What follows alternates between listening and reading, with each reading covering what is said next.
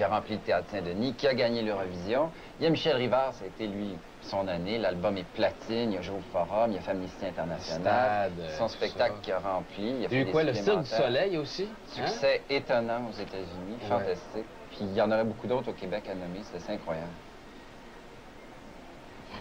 Chapitre 3, le même mois, promenade au fond des bois. On sait qu'un trou dans les nuages approche la certification double platine au Québec. De plus, Michel Rivard remportait 2 Félix cette année, ceux de l'interprète masculin et du spectacle de l'année. Plus de 200 000 personnes ont assisté à son spectacle en 1988, sans oublier sa prestation très remarquée lors du concert pour la paix au Forum et du concert Amnesty International au Stade olympique.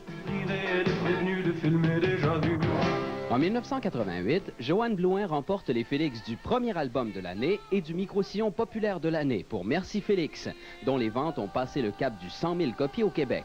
Elle s'est produite au Spectrum, à la Place des Arts et tenait la vedette au parc Jeanne-Mance lors des fêtes de la Saint-Jean.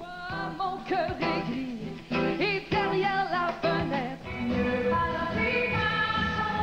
Cette année, Céline collectionne les Félix. Chanson populaire de l'année, interprète féminine de l'année, meilleure performance sur scène et finalement artiste québécoise s'étant le plus illustré hors Québec.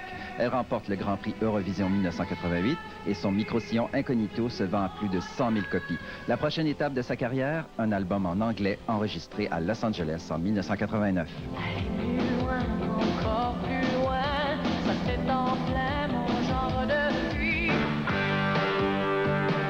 Richard Séguin effectue un retour percutant en 1988 avec le micro-sillon Journée d'Amérique, pour lequel il remporte le Félix du micro-sillon pop-rock de l'année et un disque d'or pour souligner la vente de plus de 50 000 copies de son album.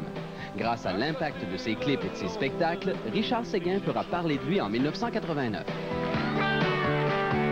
Entreprise unique en son genre, le Cirque du Soleil allie théâtre, musical et numéros de cirque en un seul spectacle qui éblouit tous les publics. Acclamé à travers l'Amérique du Nord, le Cirque du Soleil termine sa tournée à Montréal en novembre dernier, croulant sous les prix et les éloges de la critique.